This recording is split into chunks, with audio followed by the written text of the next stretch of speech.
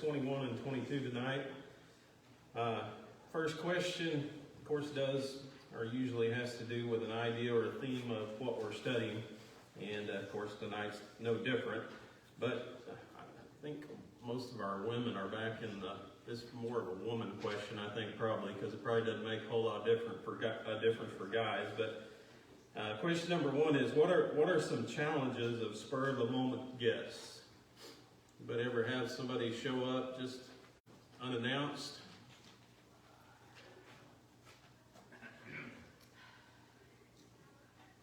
The challenges that come with that? All the guys are like, nah, it's just like any ordinary day. You gotta put all your dirty dishes in the dishwasher. Okay, well, yeah. Probably don't have your house clean, right? Yeah. Or like you would at least normally if you knew somebody were coming over. What else? Clean sheets. You gotta make sure your bed has clean sheets. Gotta have the clean sheets, yeah, if they're gonna spend the night. Don't want them sleeping on the dirty sheets. Just basically does, it deals with the idea of not being prepared or being surprised. Of course, tonight we're going to study about David, and he kind of showed up on one of the priests unannounced, and that priest was not prepared for what David asked of him. I think about, sometimes you have people coming over, maybe they, pop in an hour before supper and say, well, what are we eating?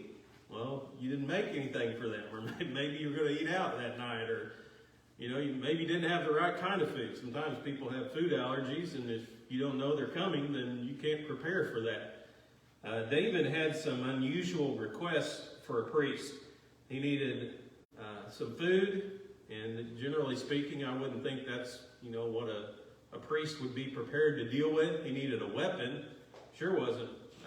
Priest wasn't that, normally their line of things to deal with was weaponry. And of course, what he did need, I think that priest was able to provide his guidance from the Lord. So we're going to read about that tonight and some of the things that happened because of that. Now, kind of remember back, if you can, where we are in this story. Saul has tried to kill David a number of times. Recently, he's thrown his spear at him twice, missed. Remember that he came up with a plan that he was going to arrest David in his house. That didn't come through, and of course he's going to have David brought to him and then put him to death. Remember, he sent a group of soldiers out to capture David. The Lord miraculously intervenes, makes them prophesy, sends another group out to capture him, does the same thing with them.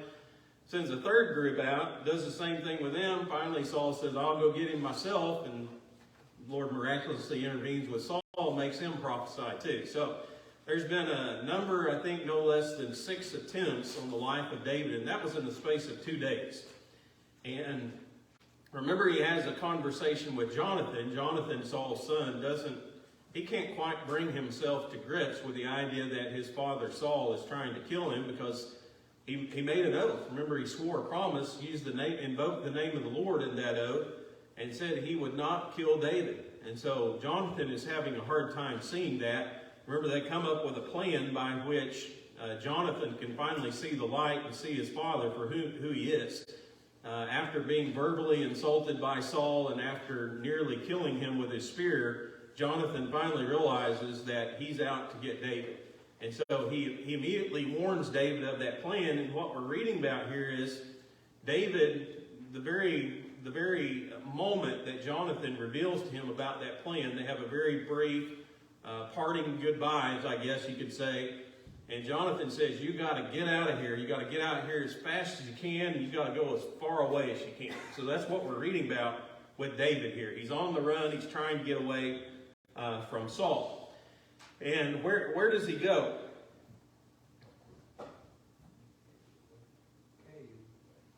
Okay, he ends up in a cave, but where does he go first?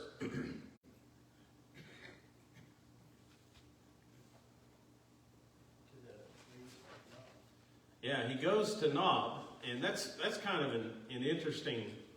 I learned something every time whenever I study a lesson, but I learned a little bit about I think the temporary location of the tabernacle.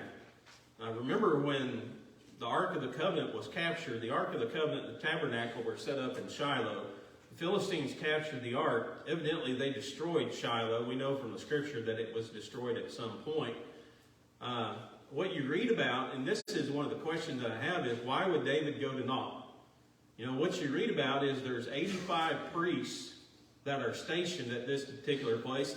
We know the table of showbread is there. And so I think what we're reading about is maybe the temporary setup of the tabernacle. Now, the Ark of the Covenant stayed in the house of Abinadab until David went and got it and brought it to Jerusalem. But I think probably all the other articles are set up here, and probably the temporary place of the tabernacle until David builds or not David, but Solomon builds the temple in Jerusalem. So kind of an interesting idea, though. But think about where did David go the first time he was in trouble? Do you remember? Who did he go to see? Yeah, Samuel. And we talked a little bit about why that might have been the case. God protected him whenever he went to stay with Samuel. That's whenever Saul sent the groups of soldiers after him. That's when Saul went himself.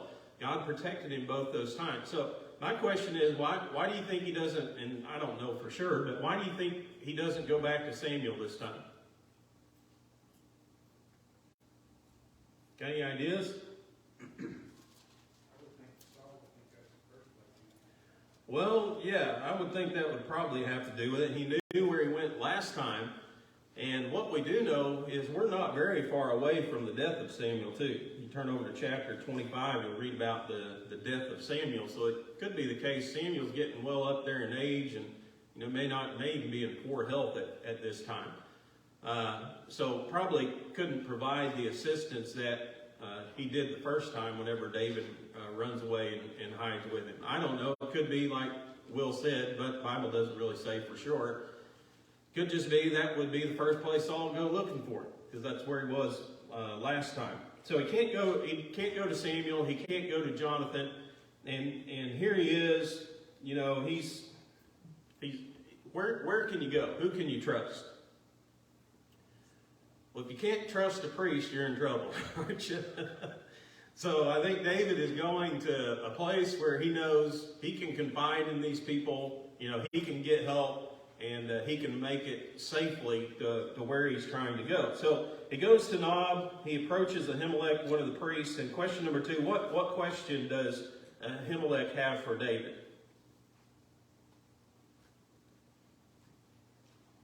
He asked why he was alone.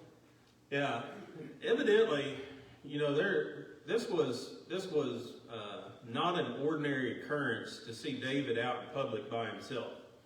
And Ahimelech he's a little bit confused, maybe a little bit apprehensive about what's going on. Why is David coming here, and why is he all by himself? And not only that, he's unarmed. Doesn't have any weapons or anything. I mean, can you imagine that? David's like one of the chief or the captains of Saul's army. Probably very rarely did you ever see him out in public without a weapon. But he had to run away from Saul so quickly. He didn't have time to go back in Saul's house where he lived, get his weapons, and carry all those things with him. And so basically he just had to take off with the clothes on his back to try to get away from Saul. So to be unarmed and to be by himself, that was a very unusual situation. David kind of eased the conscience here of Ahimelech. He said, well, I'm on a secret mission.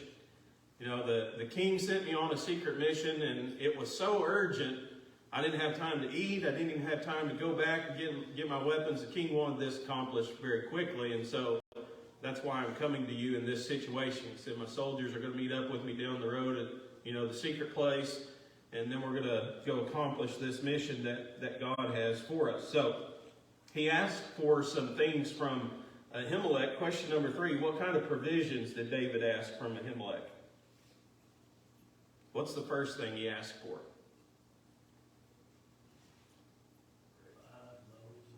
Yeah, he said, do you have 5 loaves of bread that you can spare, and or whatever you got? He said, I'm not particular. Just need something, me and my crew, we need something to eat. And so we need some kind of food. Of course, imagine a priest here, and again, if this is the temporary place of the tabernacle, you're involved in worship. You know, there's probably some food that was laying around, but not a lot. And he said, we don't really have anything here except what? Had the holy bread. And what was the holy bread? Once a week, wasn't it? Yeah. Every Sabbath day it was changed out. Remember there were 12 loaves representing the 12 tribes of Israel that were placed on the table of showbread inside the tabernacle. Those were changed out every week. Who was allowed to eat that bread? What did they do with it? Could any person just come in and eat it?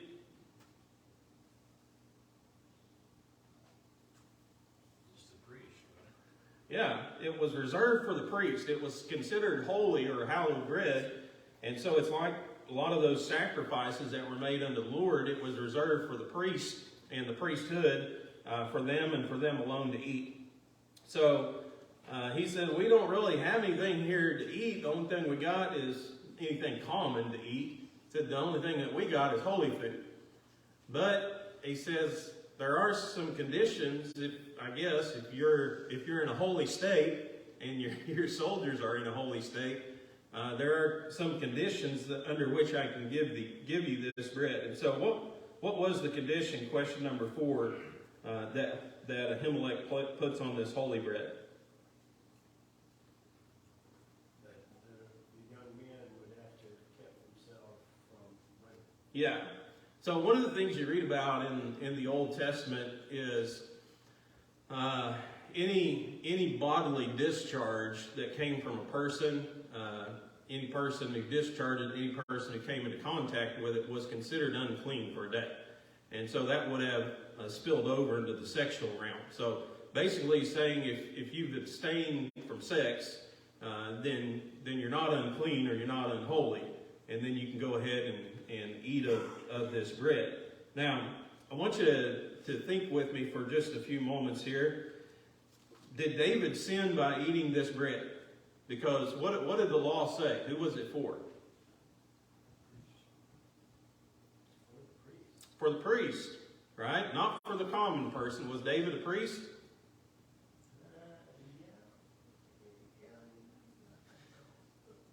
Well, was he from the tribe of Levi? Let's do that. No, what tribe was he from? Judah. He was not a Levite. He was not a priest. He ate bread that the law says only a priest is supposed to eat. Did he sin by doing it? Priest gave him said it was okay. So if anybody's going to get the blame, it needs to be the priest. Okay. Is that wrong? I think technically they would say yes, right? I mean, Well, technically it was a violation of the letter of the law, wasn't it?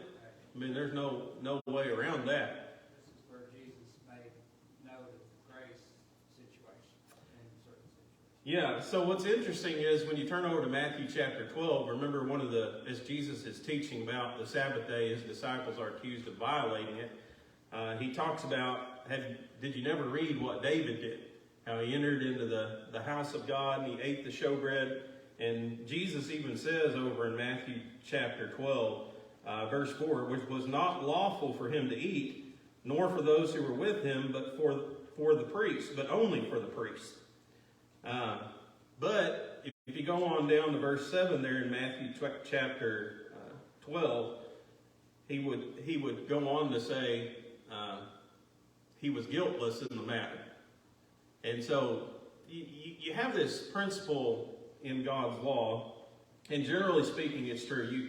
You have this general rule, you have this law that God laid down, and almost all the way across the board, most laws, most rules, there's some exception clause that are built into those rules. Now, not all of them, but most of them there are. And this was one of those occasions where David had no food. You know, what would have happened if he didn't eat anything? Well, he potentially could have starved to death, couldn't he? He didn't have any food.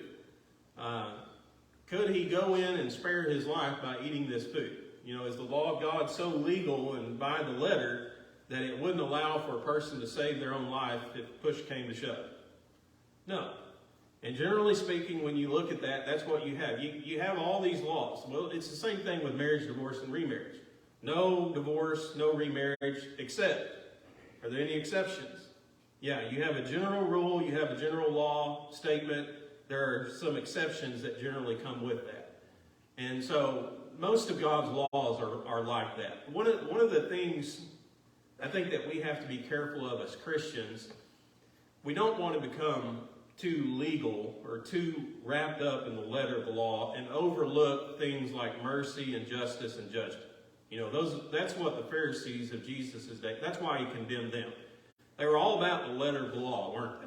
They're all about doing the things legally by the book, but they forgot about these principles, mercy, justice, and judgment. And so those things always come into play whenever you're talking about any of these laws of God. That's what they're based upon. So this was one of those exceptions where legally, by the letter of the law, he was guilty, wasn't he? But yet Jesus said he was guiltless because it underlies the greater principles of mercy, justice, and judgment. So just kind of an interesting side note there. But that was the only bread that they had. So David took it, and so he had some food. Question number 5 here. What further provisions does David ask for? Yeah, he needs some weapons, right? Needs something to defend himself. It's interesting, he comes to the house of God. He comes hungry and defenseless, and when he leaves, he's got food, and now he's got a sword. There was one guy in all this. Of course, the only sword that was there was the sword of Goliath. David said, that's a good sword. I'll take that. He was happy to get that one. But there was one guy that David was worried about that he saw there when he went to Nob. Who was that? Doeg? Yeah, Doeg. And why was he concerned about Doeg? Who was Doeg? It had a lot to do with Saul, right? Saul. Yeah, he was kind of Saul's chief shepherd. And so David thought, oh, that joker's going to tell him what's going on, you know. He's going to go back and report to Saul, and then I'm going to be on the run again. You know, everything's going to be difficult once again. He was a little bit worried about that. That does come true in the next chapter. We'll talk a little bit more, though, whenever we get into there. So David leaves Nob. He has food. He has weapons. And where does he go? Where's his next stop?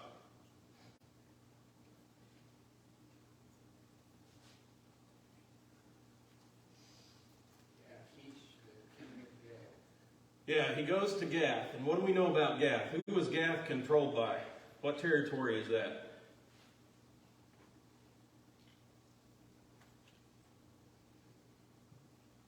Is it Israel? And the Philistines. The Philistines. And what do we know about the Philistines in Israel? They didn't like each Arch enemies, right? What's interesting to me too is, you know, here's David, and obviously he's trying to go somewhere where Saul's not going to find him. And so his idea is I can go incognito here and slip into enemy territory and kind of blend in and hide out there for a while. The problem was all the Philistines recognized him. And here's another interesting side note too. He's carrying around Goliath's sword. Do you remember where Goliath was from? Gath. So here he is. He's in Goliath's hometown. He's carrying around Goliath's sword. And all these people are like, we know who that guy is. You know, they immediately recognized him. His reputation preceded him. And they even knew a song about him, right? What song did they know about David? How many people David or Saul had killed, and how many people David had killed. Yeah, they're immediately concerned, so they go to the king of Gath, and they said, listen, this guy's a Philistine killer. You know, there's a song that was written about him. They sung that Saul killed thousands of Philistines, but David killed tens of thousands of Philistines. And so this plan that David had to kind of slip into enemy territory and blend in and hide out for a while, he quickly realizes he's in real trouble. You know, because obviously he's in this city and he's surrounded by the enemy. So how does David, question number 7 here, how does he use his cleverness to slip out of the hands of the Philistines? Acts like he's insane. Yeah, and there were 2 things that he did to portray insanity. What were those 2 things?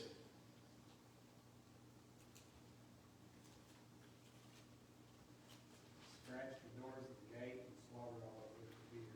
Yeah, so evidently he just got a rock and, you know, anything he'd come across with, he carved or rubbed on it, and, you know, it looked like he was constantly drooling. He's always letting spit run down his face. And so the king of Gath looks at him and he says, this guy's crazy.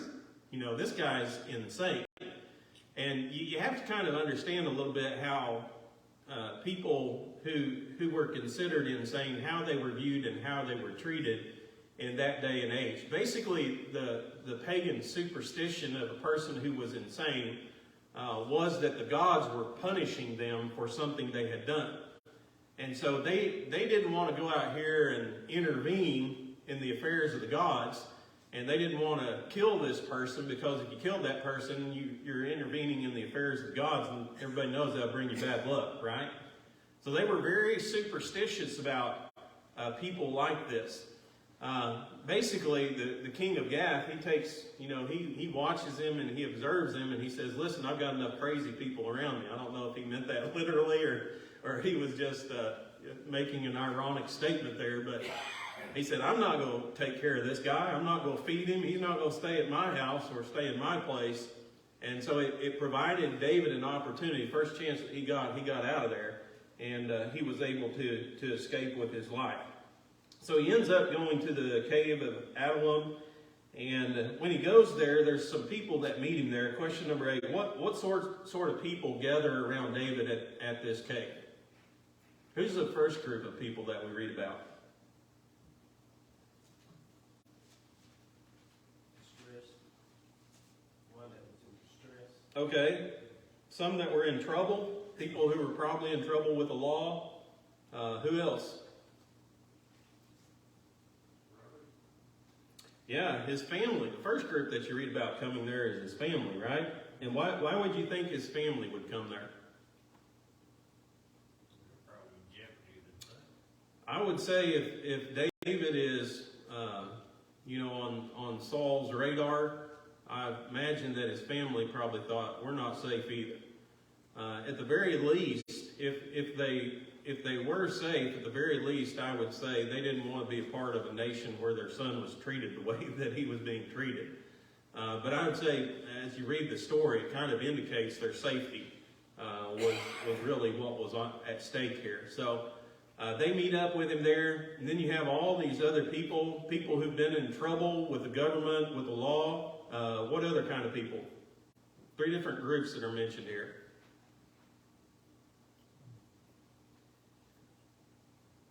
My version says discontented.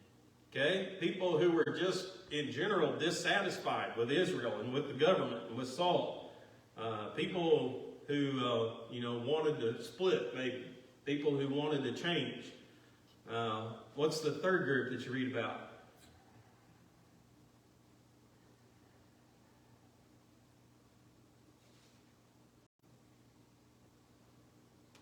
Debt. Yeah, people who were in debt. And we're probably talking about slaves. That's probably what we're reading about here, runaway slaves. People who had run away from their masters. They were probably indentured servants.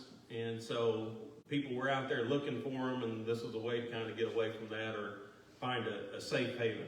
So basically, you have all these different people who in reality, they're fugitives, aren't they? I mean, they're people who are running from debt or running from dissatisfaction, or they're in trouble with the law. They're people who are just like David. People who are the government at that particular time, or the nation is out to get them. And what happens is, well, think about it from this perspective. Why would they go to David? What's the draw or the appeal?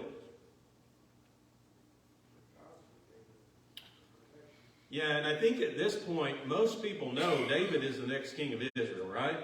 And if you're in trouble with the present king, the best way to get out of trouble is you get in with cahoots with the next king of Israel. So I think that was kind of an opportunity for all of them to, rally to David's cause, knowing that he's going to be the next king of Israel, and probably have an opportunity to start over and reestablish themselves. But what ends up is David comes up with an army of, basically there's 400 high-quality soldiers. Now, eventually that number grows to 600. And remember, these are the people from which the mighty men of David come. These weren't just common, ordinary people. A lot of these were very highly trained and skilled when it came to combat or war or even wisdom. And so they're kind of by the providence of God here, David has this small army around him to help protect him from Saul and any attack that's going to be launched on him. So his family did come. David's concerned for his parents' safety. And what does he do with his parents? Question number 9 here.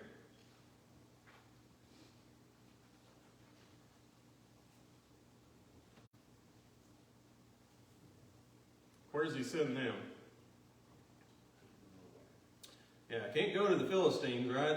That plan doesn't work. So he sends them over to the king of Moab, puts them in the protective care of the king of Moab, and the king of Moab allows them to live over there until David is safe and his kingdom is established. Now, why Moab?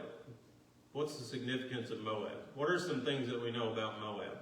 Ruth was from there. Okay, one of the things that probably, when I was thinking about that stood out the most in my mind is Ruth was a Moabitess. And who was Ruth in relationship to David? Great-grandmother. Yeah, his great-grandmother. And so I don't know if that had any reason to do with why he chose that particular people. Who were the Moabites descendants of? Who did they descend from? Do you remember? This is a wild guess, but Moses is A little bit earlier than Moses. his dad. He's guessing now. How about Lot? Descendants of Lot. Lot's daughters. Yeah. Just a little bit. Yeah. So they are kin in a sense to the Israelites, well, at least closer than the Philistines. And so maybe there was a little bit of interaction that went on between them. Not so much disharmony as would take place between the Philistines and the Israelites. But it's a great lesson because, you think about David here. Man, David was going through some rough times. And listen, he was doing everything that he could to save himself, wasn't he? But it's important to understand that he needed to take care of his parents too. And that's something the Bible teaches us too. There's never a situation in our life where we can look at and say, well, I'm too busy. David was a busy guy right here. He had a lot of priorities at this particular time, but he still found time to care for his parents. And of course, the Bible says we owe them that because they took care of us when we were young. We need to repay our parents. So another biblical principle to think about. So Saul hears about David going into a forest. He calls kind of this official meeting under a tree. And what kind of tactics, question number 10, does he use to get his leaders to support him rather than David? How would you describe his tactics?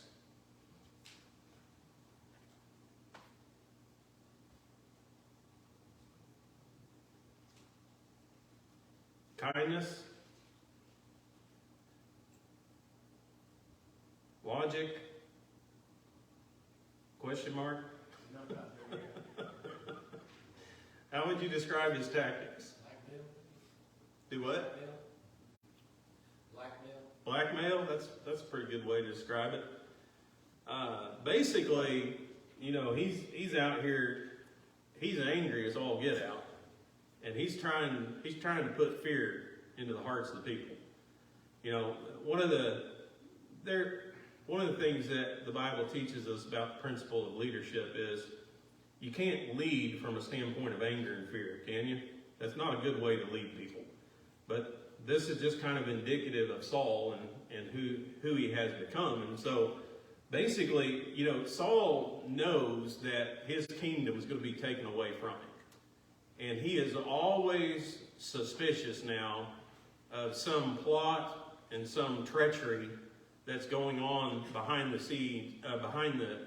scenes to dethrone him and to implant another person. And so basically what Saul does is he comes up with this insane accusation. He says, all you guys are in on this conspiracy. All you guys are plotting against me. And Jonathan, my son, is the ringleader. And the plot is to kill me and put David on the throne. And you guys haven't been telling me anything about David, so I know every one of you are in on this plot or this conspiracy. Can you imagine that if you're a little servant of Saul here? I think the people were so shocked, they didn't have any idea what to say. How do you respond, to something like that? And they see the degree that Saul has come to in this jealousy and this, this insanity that he has in his mind, that everybody is out to get him, everybody's out to dethrone him. So nobody is saying anything, but he says, if you know anything about David, now's the time to tell him. And one guy speaks up. Who's that guy? Doeg, right? And what does he do? Doeg, he reminds you of these people, and you can probably, if you've worked for very long within a workforce, there's always this person or these people who will do anything to please the king, to please the boss. Or they'll do anything to rise up through the ranks. They don't care who they hurt. They don't care, what they say. They'll do anything to try to get in the boss's favor. And I think Doeg is one of those people. He sees this as an opportunity to better himself, to move up in the ranks. And so what does he tell Saul? He saw him about the priest.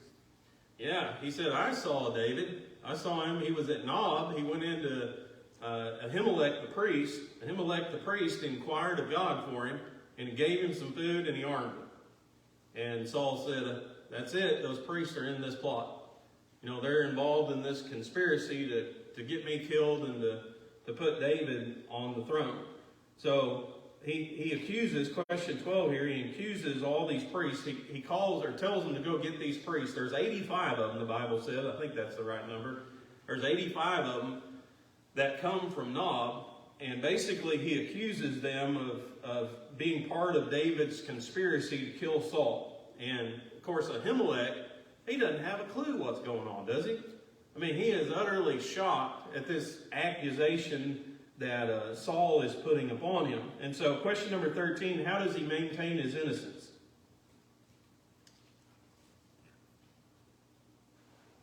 What does he tell Saul? Said that David's a good servant to him, and why wouldn't he help him? Yeah. He said, listen, I don't know about any plot that's going on here to kill you and for David to usurp your throne. I do know this. David is a loyal servant of the king. You look at David, here's what I know about him. He's been faithful to you. He's been loyal to you. He goes out here and fights all these battles for you. He was a captain of the royal bodyguard. Remember, he was the armor bearer of Saul. He's the king's son-in-law. He's telling him all these things, And he said, I didn't have any clue about any kind of conspiracy that was going on or trying to aid David in supplanting you in order to become the next king of Israel. And not only that, he said, I was just ministering. I'm doing the job of a priest. David wanted to inquire of the Lord. If anybody came to me and asked to inquire of the Lord, I'd help him out. That was the job or part of the job of the priest. So basically he was pointing out he wasn't doing anything out of the ordinary, and certainly didn't have any reason to believe that David was part of some plot to kill Saul and take over the throne. So what verdict does Saul arrive at, and what sentence does he pronounce upon these priests?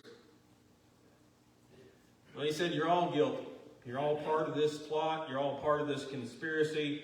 And now it's death by execution, and it's immediate.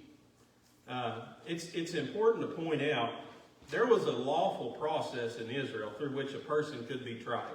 This was not it. It was not a meeting under a tree.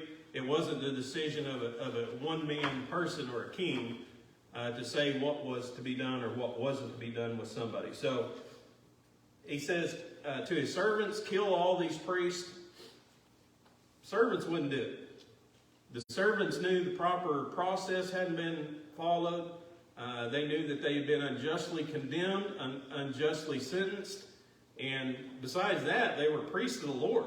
They were anointed people, spiritual servants of God. And so they won't do it, but one guy was willing to. Who was that? Old Doeg, right? The guy who'll do anything to get on the good side of the boss. Do anything to work his way up through the ranks. He's not an Israelite, he's an Edomite. That's important to understand too. One priest does escape, Abiathar. He runs off to David. He lets David know what happened. How did David react to the news that Saul had killed all these priests?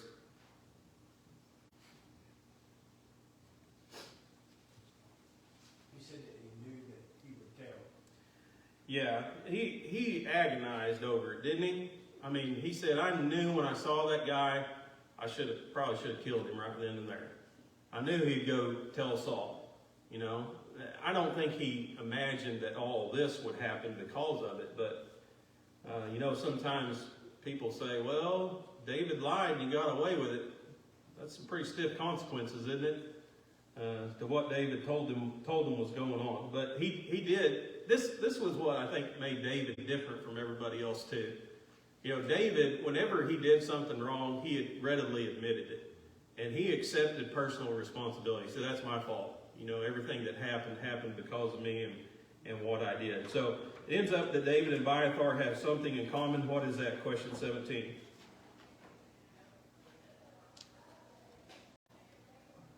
Well, Saul's trying to kill them both. So David said, stick with me. I'll take care of you and I'll keep you safe. So, all right, chapters 21, 22. Comments, questions, anything before we end? I've got a question. Yes, sir. Samuel anointed David. Yes. How far back was this has happened? Yeah, well, it couldn't have been incredibly far back, but I think, doesn't David spend like 10 years? Isn't it 10 years that he's running from Saul here? I don't know. It's just this is such a mumbled up deal for me to ever get straight on. Yeah. That Samuel anoints him, and basically he's king. Now, apparently they should have somebody walked out somewhere. Yeah. Well, David was waiting on God to do it in his time. That's what he was waiting on. And that's what you'll see. He's never going to kill Saul. He's never going to take it into his own hands to take that throne. He says, when God's ready, I'll be the next king. So, But God had already chosen. yeah, he did. He was going to be the next king of Israel, no doubt. That king Ahab called David king. Did he? In that dream, he said, this is the king, their king. Yeah. It is pretty common knowledge that he was an up-and-comer for sure. So, He just had enough power to stay call Saul. yeah. Yeah. That's what makes David David. He's a unique individual, isn't he? A lot of patience.